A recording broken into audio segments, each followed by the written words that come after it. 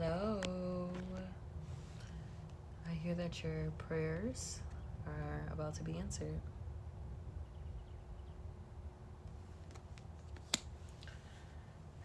My name is Jezreel. I am the Spirit Baby Auntie, and this is day 34 of the 75-day Spirit Baby Devotional. And I'm about to grab a sip of water. So it's definitely a message of you needing to drink some more water and allow the water to speak life into you. And when I say that, I mean talk over your water. Talk over your water with intention. Speak healing words over your water. Pray over your water, because your body is made up of majority of water, you know?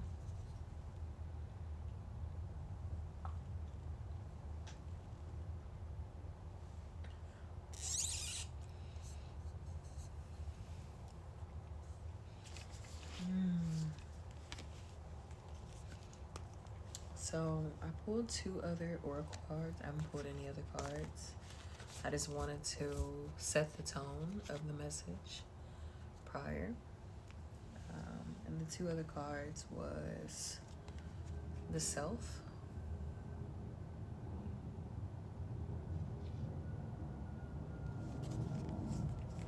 and the Nectar.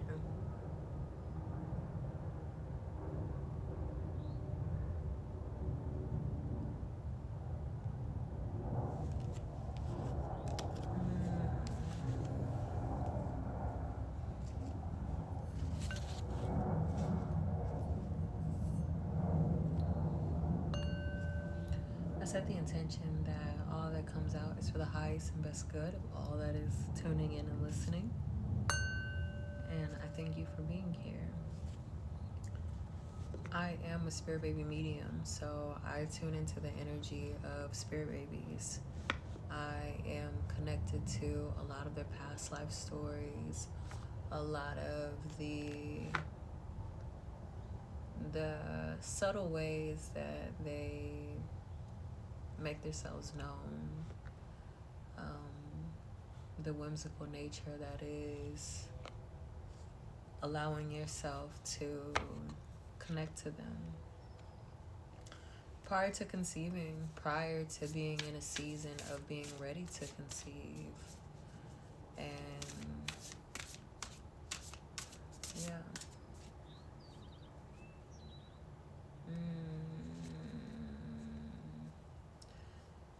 I'm hearing that your Spirit Baby communicates to you through bird sounds. And I saw this post on Instagram I think it was Instagram, or it might have been Facebook, of these children at nap time. They're taking a nap outside, and the audio with the birds were just so loud. And even if they're not communicating to you through bird sounds that may not apply to you, they are definitely saying that you should listen more to bird sounds. Maybe you need some type of ambient sound to go to sleep to, and you should turn it to bird sounds. Or there's a call of action to get outside more and tune your ears into listening to how many different birds you can hear. I've sat outside once, and I believe I heard maybe 5 or 6 different birds. And that does call for you to really slow your thoughts down and tune into your hearing, your senses. And there's a bird now. I don't know where they are, but they're definitely making their own just cameo in this space. And I really appreciate that. Truly.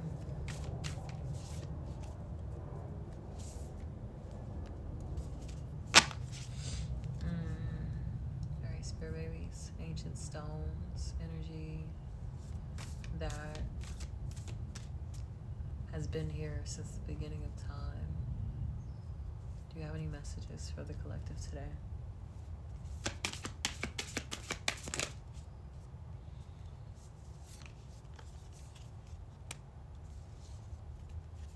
There are some cards in here from the last set. Cool that I have that are just up. But the card that just flipped out is Nothing is Impossible. And it says, open to the unexpected. You'll find a way.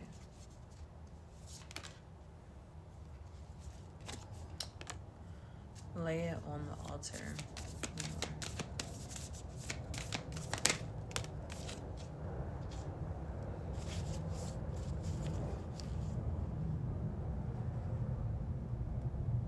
And this last card is Gateway.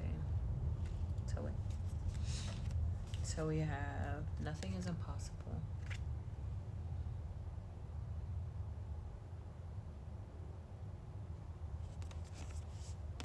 Lay it on the altar.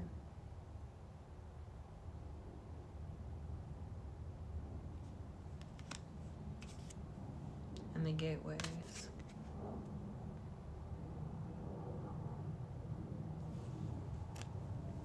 How open to unexpected miracles are you? Are you open to things coming as a surprise? Are you open to being surprised? Are you open to receiving surprises?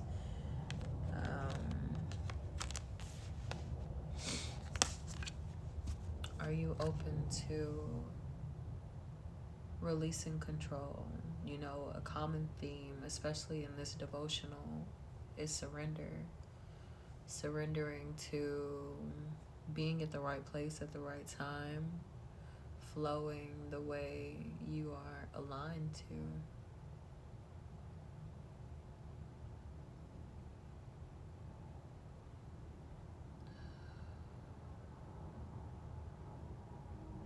Do you have an innate knowing that you will be a mother? I posted last night that one of the signs that your spirit baby is in your auric field is to just have this knowing that you yourself are destined to be their mom. Or you catch yourself in conversations saying, when I become a parent, or when I do this. Those are signs that you are connected to your spirit baby. And I feel as though I'm connecting to people who know that they're connected to their spirit baby. And maybe you're the witchiest person in your circle and you haven't even dipped your toes that deep into just woo.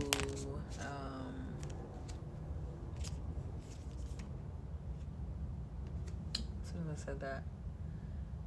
Yes. This is the Four of Emotions. And you just haven't dared to trust your intuitive sight. Trust your magical belief system. I'm hearing Heyyy, you're a wizard. From Harry Potter, if you're not familiar, but I know you get it. I know you do. And this was the only card that flipped up for me to see.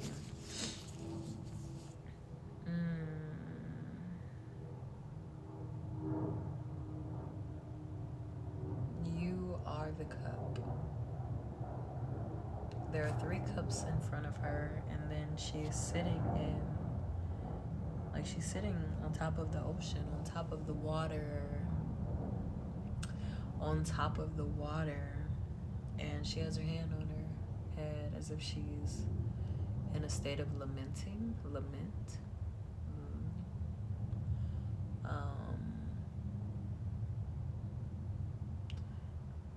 me see what these other cards are saying. I have the Magician, the Page of Inspiration, and the Death card. Death to the old.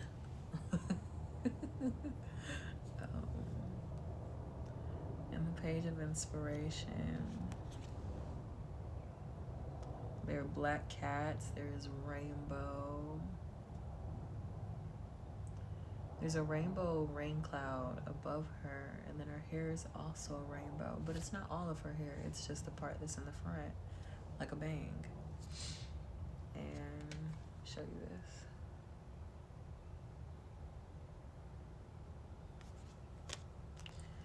And the magician.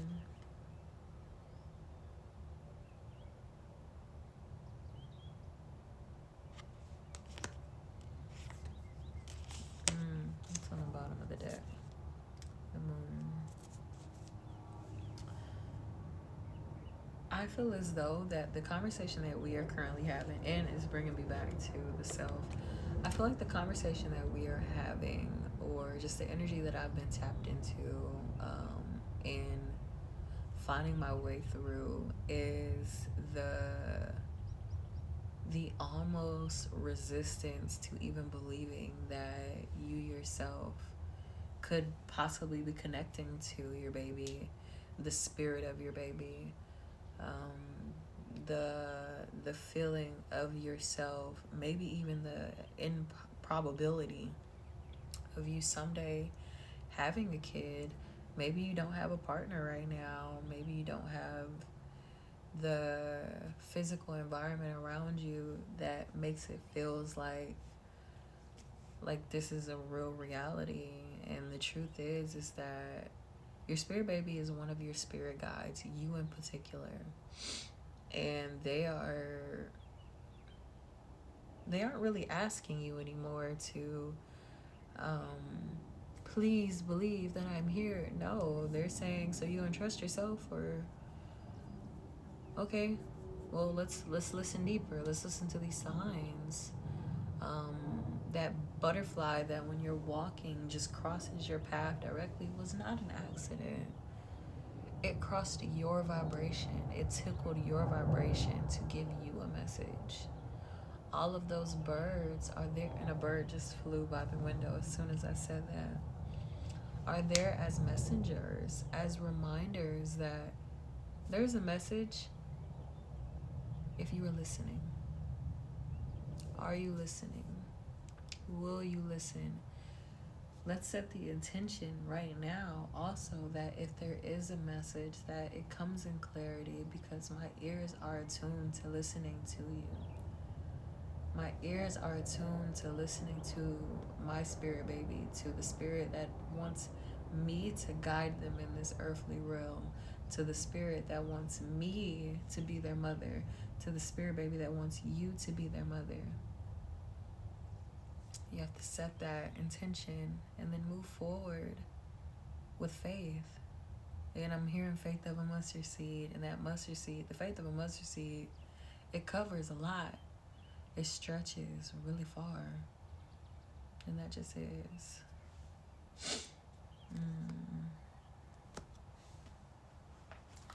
I have a book here. It's called The Beginning, and it's the creation stories from around the world. I'm going to do a little book roulette, and we're going to see what we land on, what we're going to read today. Okay.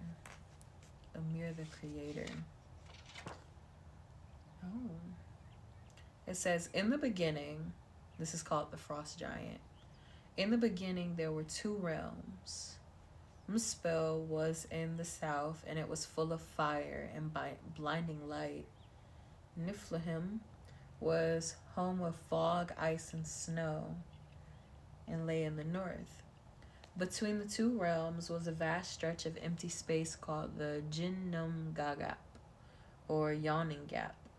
Warm air drifted from Muspel and mixed with the cold from Niflheim, the north realm.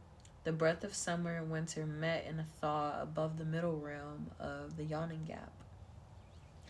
The drips and drops started life growing, and life took the form of a great giant.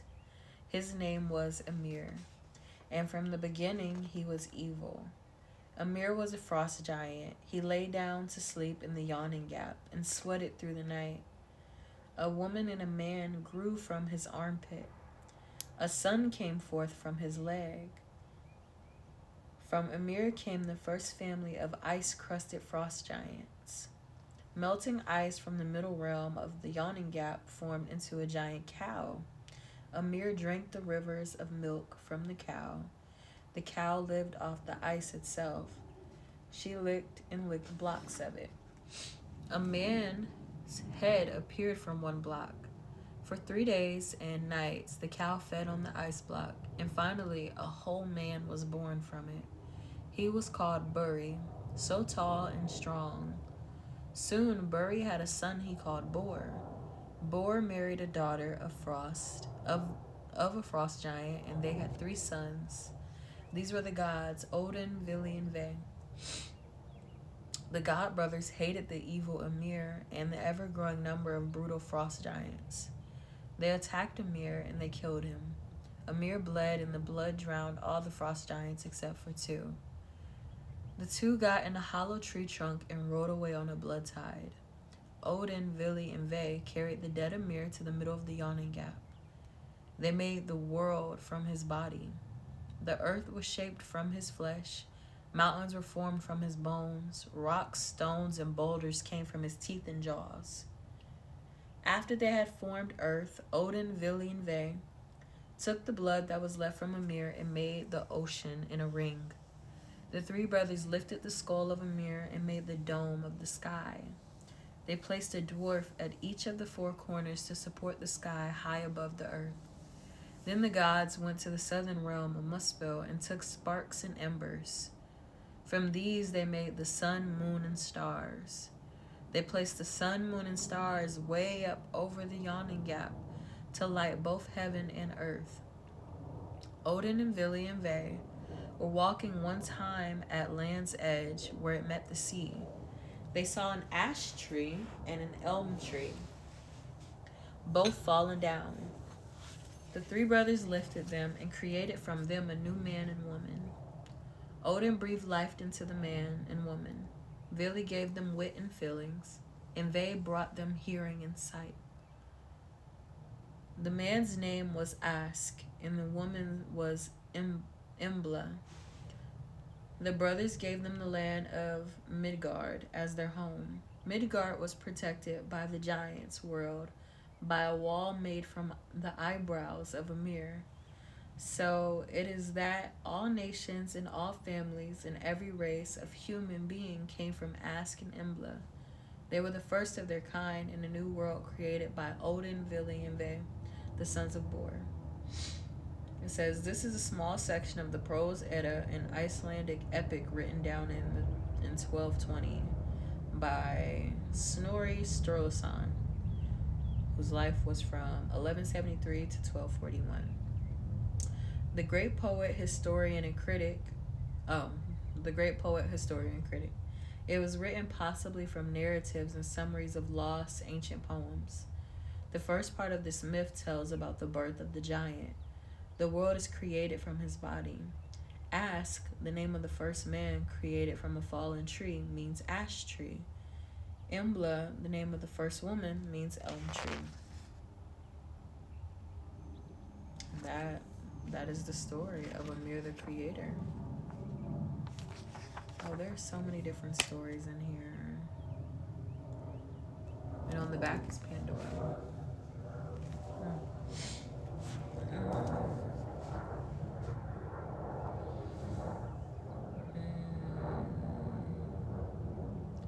There are messages in myths and those stories that we read as kids and in high school. There are truths that may ring true to your individual soul. I'm not asking you to logic your way into it. I'm asking you to close your eye and see out of your third eye into what you really connect to, what has been made, what has gotten your awareness and your experience of life in this far as we exist in this earthly school. What is this, earth school? Yeah, because all of it is one puzzle piece of everything that you are, everything that is in your belief system, and it's a part of what your child chose you. It's choosing you. It's a part of why they're choosing you, what you know and what your soul rings true to. Because that inner knowing, that knowing in general, is the type of leadership that your kid is calling for. And that just is. And that is all I have today. So if you are looking for a doula and you are in the Atlanta area, hey, my name is Jezreel. I am a full spectrum doula, spirit baby medium, and witchy mama, and I am here to support you. I will be having an ebook drop so soon. It is titled Held While You Bloom, and I really do look forward to sharing that. It is for the woman who is needing a reminder of what it means for her soul to be held. And it's a freebie, so I hope it nourishes you. And also, like I said, if you would like to book a discovery call for a doula, hey, I will have my discovery call link direct link in the description below. And if this is on Facebook, it's in my bio. Oh, like and subscribe. Please like and subscribe. Like, let's make this channel grow so we can have more people join our soul family, and more people can connect deeper to their inner knowing and their inner whimsy connection to the spirit that is calling for their attention, and also excited to come earthside and join their family. So yeah, so much love.